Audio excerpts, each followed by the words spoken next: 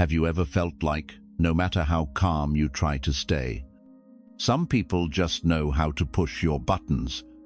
The rude colleague, the gossiping friend, the boss who criticizes in front of others, the family member who never respects your boundaries. We've all been there. And the real challenge isn't just dealing with them. It's not becoming like them.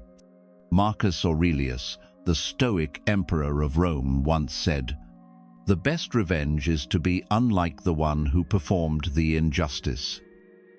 That one sentence holds the key to every toxic encounter you'll ever face. He ruled an empire, but more impressively, he ruled himself.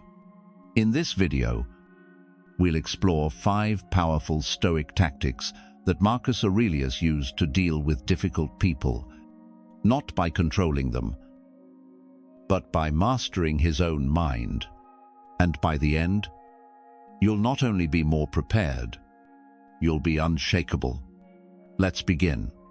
1. Remember our common humanity. Marcus Aurelius once wrote, "We are made to work together, like hands and feet, like eyelids and eyes, like upper jaw and lower jaw." He is not describing a dream of a perfect world. He is reminding us of a practical truth, that fighting each other is unnatural, and being angry with each other is only hurting ourselves. Think about the last time you were angry with someone. They said something mean. They did something that hurt you. You felt offended, disappointed, even disgusted with them. But if you stop for a moment, take a deep breath, and ask yourself, is this person suffering like me? That question can change everything. Marcus understood this better than anyone, even as an emperor. He was not immune to betrayal, slander, cruelty from those closest to him, but he did not become a cynic, because he believed that everyone acts according to their level of understanding. Epictetus said, "If someone does wrong, he does it because he does not yet understand what is right." And if you have ever done something to hurt someone, even unintentionally, you will understand. Ignorance is the real enemy, not people. A driver cuts into your path. You get frustrated. You curse in your head. You shake your head, turn the wheel, and feel insulted. But then you find out he's taking a relative to the emergency room. Suddenly, the anger was gone, and compassion flooded in. Seneca once wrote, "Want to live peacefully. Learn to see yourself in others." When you see someone selfish, remember, you were there too. When you see someone lazy, remember, you too have demotivating days. We are all human. We all feel pain, worry, and get lost. Marcus never asked, "Why are there bad people in the world? Is it possible to have a world without ungrateful, selfish, and greedy people?" he asked. And he answered himself, "No, the world needs them, because they are also a part of nature." Kindness is not a reward for being nice. It is a choice you make, because you understand. No one truly understands the pain, fear, and past of others. You don't have to accept wrongdoing, but you can choose to respond from intelligence instead of emotion. You can choose to understand instead of reacting. Try this one time. When someone is bothering you, don't see them as troublemakers. See them as a human being on a difficult journey just like you. And when you do, you not only protect your inner peace, but you also shine a little light on humanity. In this increasingly unsympathetic world, Marcus Aurelius does not teach us to love everyone. He teaches us to accept human nature without losing ourselves. And sometimes, your patience, your tolerance, can be the only thing that keeps you human in a hurting world. 2. Let it go. Let it go on purpose. There is one strength that every wise person possesses. It is not power. It is not money. It is the ability to let go. Don't give up, but let go right. Marcus Aurelius Noi. The best revenge is to be unlike the one who performed the injustice. This statement sounds light, but behind it is a whole world of inner strength. You get offended. You get ignored. You get hurt by a thoughtless word. First reaction: get angry, fight back. Find a way to make them feel the same. But stop for a second. Ask yourself, if I react exactly like them, am I really winning? Or am I losing myself? Stoicism teaches that you should not let others define you just because of one ugly moment of theirs. Epictetus once advised his students, if someone insults you, let them keep their words. You don't need to carry them. Imagine this. Someone throws trash at you. Do you pick it up and hold it forever? Or do you wipe it off and keep walking? Letting go doesn't mean you accept injustice. It means you refuse to let it pollute your mind. Seneca said, wise people do not get angry because they understand that anger is a punishment that we give ourselves for the mistakes of others. In life, you will encounter people who behave badly. It's unavoidable, but you can choose how you react. Remember one simple thing: your reactions define you more than anyone else. When you keep your cool, when you don't let yourself be carried away by emotions, you become different. You become taller. You maintain your inner freedom. A close example: you are in line at the supermarket. Someone cuts in front of you. You look at them. Anger starts to rise. But then you remember Marcus's words, don't waste your time being a copy of ugliness. You take a deep breath. You give in, not because you're weak, but because you choose peace over fight. Marcus Aurelius didn't need to shout to prove his bravery. He demonstrated his bravery through his composure. Even in the face of betrayal, war, and loss, you can do it too, even in the most mundane situations. And finally, ask yourself, will this matter in a year? Do I want to remember this meeting for the anger or for the way I handled it with grace? Letting go is a declaration. I choose to be my own master. I choose peace over victory. And that is the spirit of a true Stoic. 3. Set your expectations straight. Marcus Aurelius didn't start his day by hoping things would go well. He didn't pray to meet nice people. Instead, he reminded himself, today I will meet selfish, ungrateful, arrogant, deceitful, jealous and rude people. Sound negative. Actually, it's old wisdom honed from the facts of life. Most of us wake up expecting the world to be nice to us. We expect our co-workers to be nice. We expect our friends to understand. We expect people to be reasonable. And because of that expectation, we are easily disappointed, easily hurt, easily angered by an insensitive word, easily lose control just because of an impolite person. But Marcus understood one simple thing. It's not people who hurt us. It's our false expectations of people. Stoicism does not teach us to be cold. It teaches us to prepare our minds so that when the storm comes, we will not be swept away. Imagine you arrive at the office, full of positive energy. You prepare your report carefully, hoping to be recognized.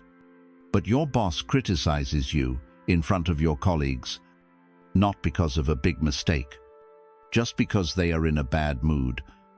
If you are not prepared, you will feel insulted, hurt, and disappointed.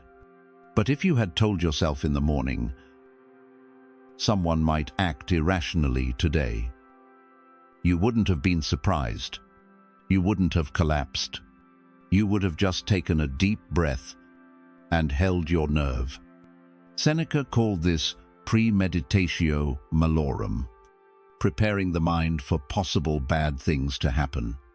Not to live in fear, but to live proactively, like a soldier who does not pray for war, but trains his skills to be ready for it, or like a driver who does not pray for the road to be clear all the time, but prepares for unexpected traffic jams. You can't control how other people will behave, but you can control how you receive it by setting the right expectations from the start. And it is in being willing to face the ugly side of humanity that you will maintain your composure, your kindness, your dignity. So tomorrow morning, before stepping out into the noisy world, don't expect others to be perfect. Don't expect life to be easy. Instead, say as Marcus does, "Today, I will meet difficult people, and I will not let them change who I am." That is the power of a Stoic mind, a mind that stands as steady as a rock amidst the storms of human emotions. Dizzy, overcome envy, overcoming jealousy. If you envy what you don't have, you'll never be free. Marcus Aurelius. Jealousy is a subtle form of pain. It doesn't scream. It doesn't smash. It just whispers in your ear, "Why does that person have it, and I don't?" You see other people succeeding. A classmate has a career boost. A co-worker gets a promotion. An online friend posts pictures of their amazing vacation. Perfect body. Happy family. And suddenly, you no longer feel happy with yourself. Stoicism teaches us that envy is a failure of gratitude. You can't be grateful and jealous at the same time. Marcus Aurelius wrote, "Happiness comes not from having more, but from wanting less." Imagine, you're drinking a cool glass of water after a long day at work.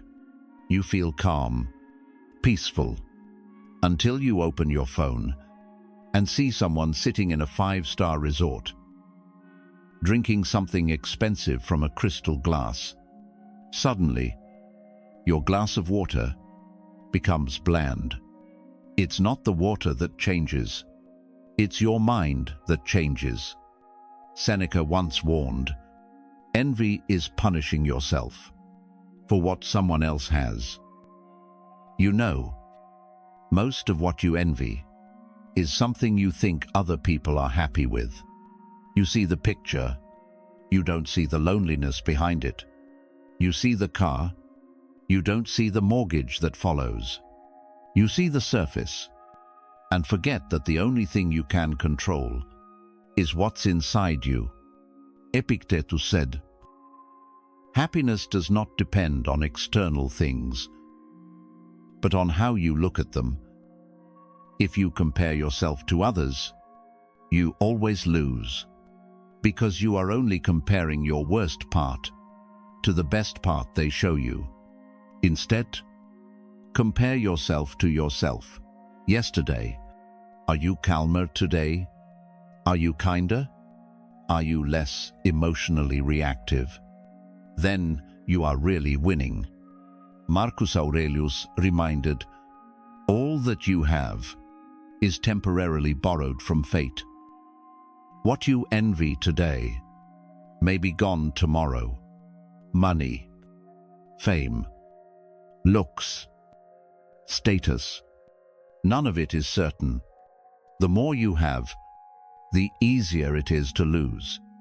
So, if you feel you are lacking, don't ask, why do other people have more than me?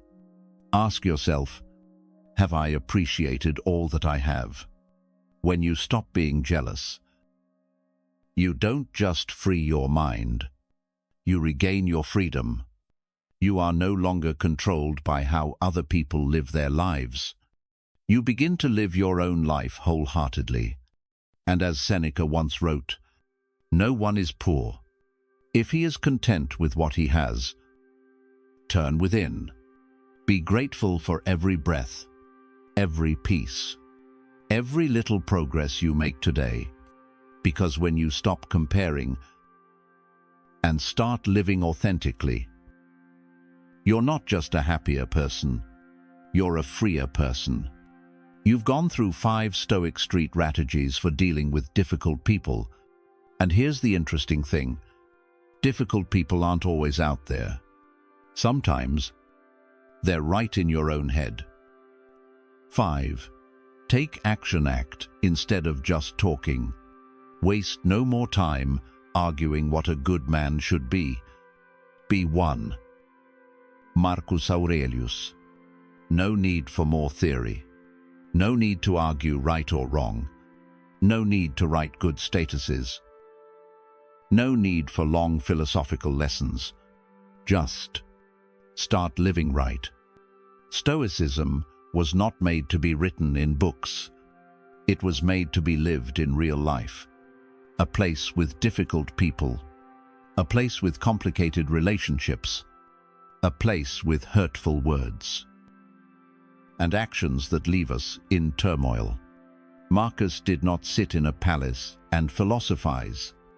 He wrote his meditations late, at night, in the middle of battle, amidst the sound of swords and loneliness, and he acted. He did not just think. Ask yourself, how many times have you complained about someone, but not actually done anything to improve the relationship? You think they should change. They should apologize first. They should understand me. But you forget. Stoicism starts from within, not from others. Seneca once said, complaining is the easiest thing. Improving is the difficult thing. And it is. It's easy to criticize someone for hurting you. It's hard to take the initiative to talk, listen, and set healthy boundaries. Epictetus reminded his students, take care of your actions, for they are the only things you really control. An example, you feel like a coworker is being sarcastic day after day. You keep it to yourself, resent it, complain to others, but don't confront it directly. Stoicism does not teach you to endure forever. It teaches you courage, dialogue, and action. Action doesn't mean violent confrontation. It means proactively clarifying boundaries and sharing thoughts from a calm place. If someone affects your inner peace, you have 2 choices. Quietly change the way you react, or just change the way you interact. But you have to act. You can't wait forever for them to change. Marcus didn't wait for the world to get better. He became part of the solution. Through his actions, through his virtues, through his character. Remember, You don't have to tell the world you're moral. Just live it. People will feel it. Your actions will teach more than words. And if someone is treating you badly, take action, not for revenge, but to protect your boundaries, maintain your dignity, and keep your soul from being dragged down. Neutralize. Do the right thing, even if you are the only one doing it. So, if someone is hurting you or draining your energy every day, don't just sit there analyzing them. Act with courage, with insight, with the spirit of a true Stoic. You can't change everyone, and you don't have to, but you can change the way you face them, with calmness, with understanding, and with the quality of being a master of yourself. Marcus Aurelius did not win by force. He won by inner discipline. He did not destroy his enemies with hatred, but with kindness, patience, and a firm mind. You can do it too. Start with the 5 things you heard today. Don't just memorize it. Put them into practice. Don't just avoid toxic people. Become a non-toxic person. And if you found this video helpful, please share it with someone who needs a moment of silence. A reminder, a ray of light amidst stressful days. Don't forget to subscribe and join us in discovering more wisdom from the sages to live stronger, wiser, and freer. Thanks for listening. See you soon on your journey to mastery.